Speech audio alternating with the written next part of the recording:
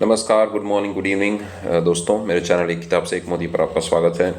आज मैं जिस किताब से कुछ अंश लेकर आया हूँ, कुछ अंश क्या, एक पंक्ति लेकर आया हूँ, वो ये है दी एनालेक्ट्स। इसके लेखक हैं कन्फ्यूशियस।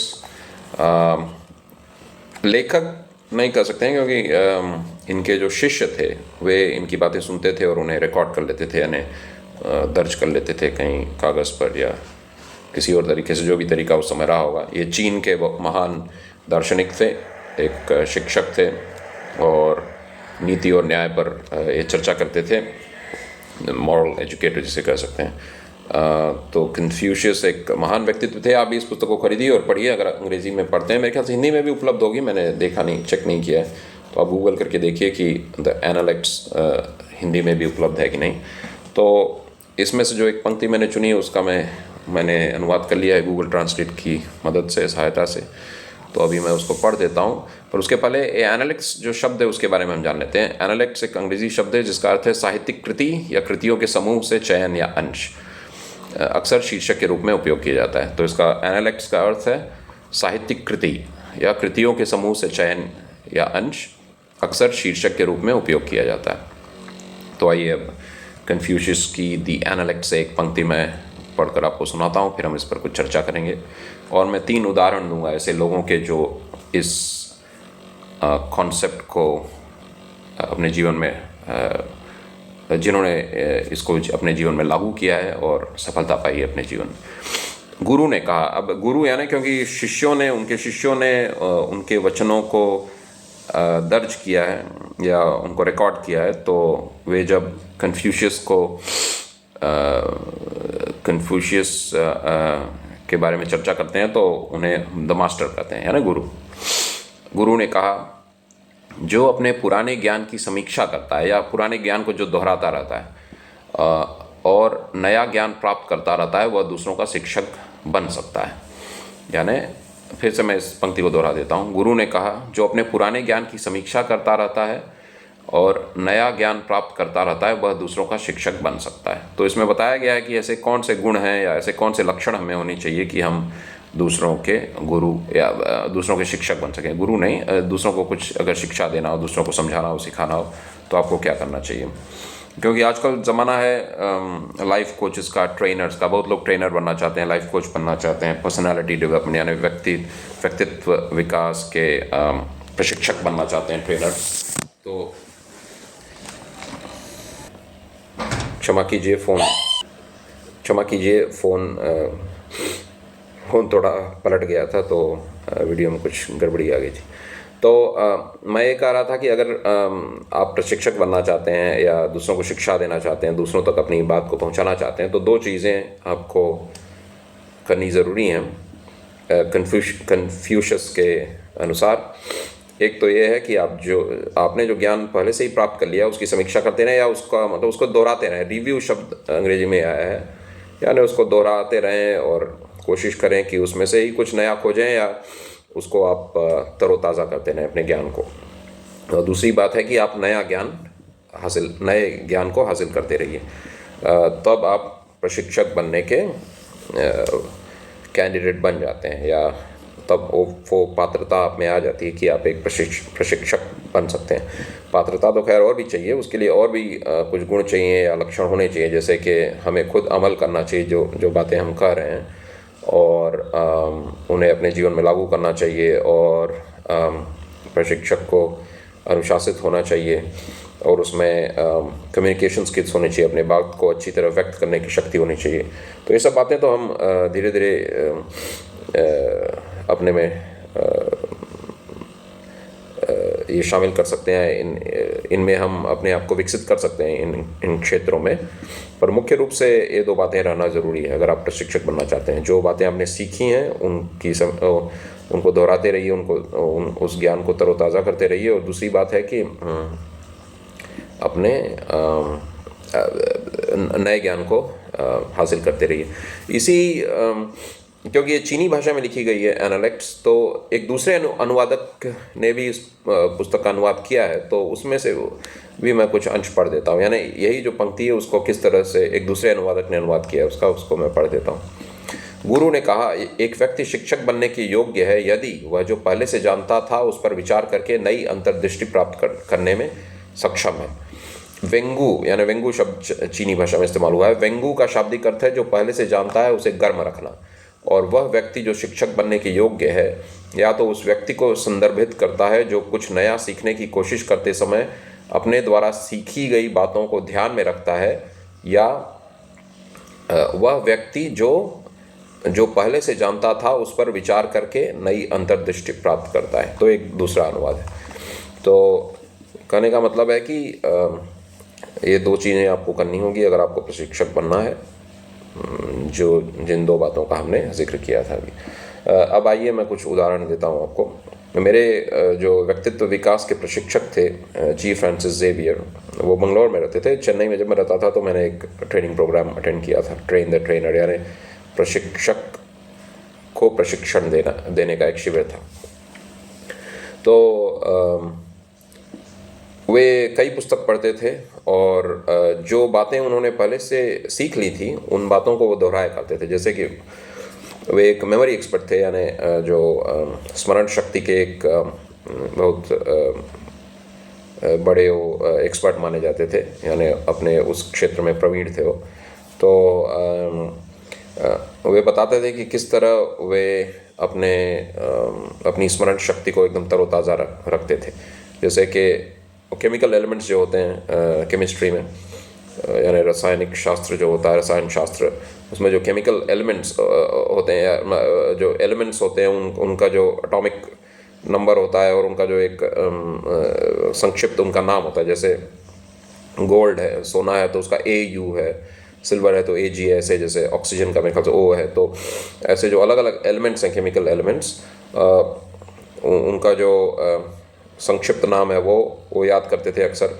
और उनका जो एटॉमिक नंबर, एटॉमिक वेट, ये सब जो रसायन शास्त्र में जो भी और कुछ अंक होते हैं हर एलिमेंट के, वो सब वो याद रखते थे। क्योंकि वो कॉलेज जाते थे और स्कूल जाते थे तो अक्सर उनसे पूछा जाता था कि आप तो स्मरण शक्ति के एक्सपर्ट हैं, तो बताइए केमिस्ट्री में इस एलिमेंट का क्या संक्षिप्त नाम है और उसका क्या एटॉमिक वेट है, एटॉमिक नंबर है। तो ये सब उनको सब याद रहता था, पर उसके लिए वो उसको दोहराते थे उस ज्ञान को। ये नहीं कि एक बार किसी चीज़ को हमने स्मरण रख लिया तो हम बस अब ये मान लें कि वो हमारे दिमाग में रहेगा हमेशा। तो किसी ने ये उपमा दी है दिमाग की कि एक टंकी के समान है वो, पानी की टंकी के समान, और उस पानी की टंकी में एक छोटा सा छेद है, बहुत छोटा सा। तो उस छेद से धीरे धीरे पानी बहता रहता है। तो अगर हम उसमें नया पानी न भरें तो पूरा जो पानी भरा गया है वो निकल जाएगा। कहने का मतलब है जो हमने ज्ञान अर्जित कर लिया है, अगर उसको हम दोहराते न रहें, तरोताज़ा न करते रहें, तो हम उस ज्ञान को भूल सकते हैं। पहली बात ये है। और जी फ्रांसिस जेवियर नई नई चीज़ों को भी जानने के उत्सुक थे। तो कई किताबें पढ़ते थे जैसा मैंने कहा, और कई विषयों पर उनका काफ़ी अच्छा अधिकार था। यानी जैसे योग पर भी उन्होंने किताब लिखी, अकाउंटिंग पर लिखी, और स्मरण शक्ति को बढ़ाने पर किताबें लिखी, जीवन में सुखी कैसे रहा जाए इस पर लिखी, जोक्स पर लिखी। तो वे नया ज्ञान अर्जित भी करते रहते थे, इसलिए वे एक सफल प्रशिक्षक थे। दूसरा उदाहरण है ब्रायन ट्रेसी का। जब वे भारत आए थे तो मैं चेन्नई में रहता था, तो चेन्नई में वे आए थे और चेन्नई में उन्होंने एक अपना ट्रेनिंग प्रोग्राम किया था, या ट्रेनिंग शिविर कह सकते हैं, एक ट्रेनिंग कार्यक्रम जो मैंने अटेंड किया। तो उस कार्यक्रम में उन्होंने बताया कि वे चीनी भाषा सीख रहे हैं, क्योंकि वे चीन जाना चाहते थे और वहाँ अपने प्रोग्राम्स को वहाँ के लोगों तक पहुँचाना चाहते थे। तो इसलिए वे चीनी भाषा सीख रहे थे। ज़रूरत नहीं थी उसकी, क्योंकि वे तो चाहते तो एक जैसे अनुवादक होते हैं, दुभाषिया जिन्हें बोलते हैं, तो उनकी मदद से वे अपना संदेश चीनी लोगों तक पहुँचा सकते थे। पर वे चाहते थे कि जो उनके श्रोता थे उनसे वे एक अच्छा संबंध स्थापित करें, ताकि मतलब इनकी बात तो सीधे समझ जाए बिना किसी दुभाषिया की मदद से, बिना किसी अनुवादक की मदद के। तो उन्होंने चीनी भाषा सीखना आरंभ किया था। तो वे कहते थे कि आँख से पानी आने लगता था, इतना ज़ोर लगाना पड़ता था उनको चीनी अक्षर समझने में, क्योंकि काफ़ी उम्र हो गई थी उस वक्त। मेरे ख्याल 70 से ज़्यादा के थे जब चेन्नई आए थे, 70 से ऊपर के थे। तो कहने का मतलब है कि वे नया ज्ञान अर्जित करते थे, और जो पुरानी बातें थी उन्हें भी वो दोहराते थे, क्योंकि वे अपने पुराने सेल्स के करियर के बारे में बताते थे जब वे हमें प्रशिक्षण दे रहे थे। उस प्रशिक्षण शिविर का शीर्षक था साइकोलॉजी ऑफ विनिंग, यानी जीत का मनोविज्ञान या विजय का मनोविज्ञान कर सकते हैं, विजय का मनोविज्ञान। तो उसमें वे बताते थे अपनी पुरानी बातें, कैसे वे सेल्स करियर का उन्होंने कैसे आरंभ किया और सेल्स में वे कैसे आगे बढ़े और क्या क्या चीज़ें उन्होंने सीखी। तो अगर उन्होंने दोहराई नहीं होती ये बातें तो उसी क्रम में और वो सिद्धांत जो उन्होंने सीखे थे उन्हें आसानी से बताना ये संभव नहीं था। तो वे भी यही दो चीज़ें करते थे, अपना ज्ञान जो उन्होंने हासिल कर लिया था उसे दोहराते थे, उसे तरोताज़ा करते थे, और दूसरी बात नया ज्ञान अर्जित करते थे। तीसरे उदाहरण है पीटर जे डैनियल्स, जिन पर मैंने दो वीडियो भी बनाया है उनकी पुस्तकों पर। तो पीटर जे डैनियल्स भी कुछ यही तकनीक अपनाते थे एक सफल प्रशिक्षक बनने के लिए।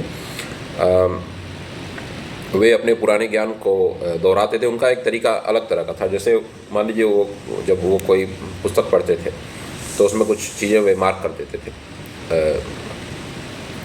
मार्कर से या कलम या पेंसिल से, जो अंश उन्हें लगता था कि उनके काम का है उसे वे मार्क कर देते थे और उस किताब को अपने सेक्रेटरी को दे देते थे। तो सेक्रेटरी क्या करती थी कि वो उसे टाइप करके एक डॉक्यूमेंट बना लेती थी, एक दस्तावेज बना देती थी, और वो जो कुछ पन्नों में एक तरह का बुकलेट बना के दे देती थी, स्पाइरल जैसा बाउंड आपने देखा होगा।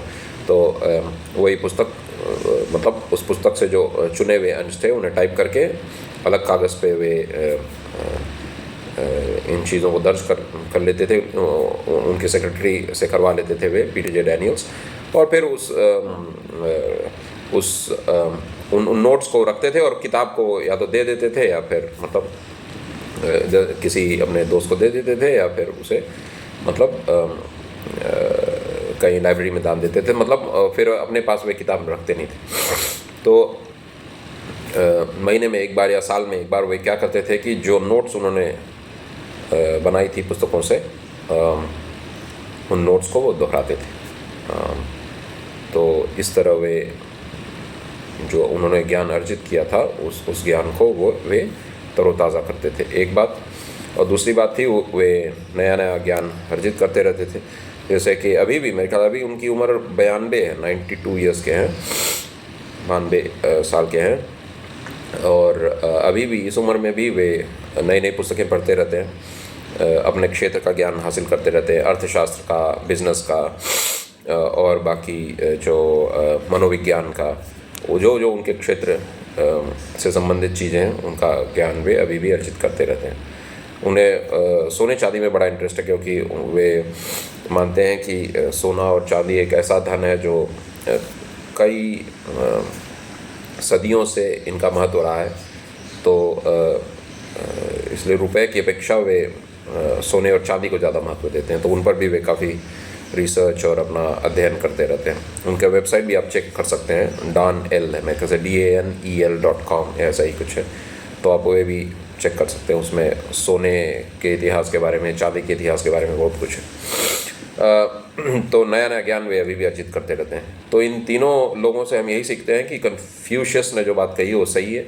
अगर आप इन दो चीज़ों को अमल में लाएंगे अपने जीवन में तो आप एक सफल शिक्षक या प्रशिक्षक बन सकते हैं। पुरानी बातें जो आपने सीखी हैं उन्हें दोहराइए, तरोताज़ा रखिए और नया ज्ञान अर्जित करते रहिए जीवन भर। आशा है आपको ये वीडियो पसंद आया होगा। धन्यवाद।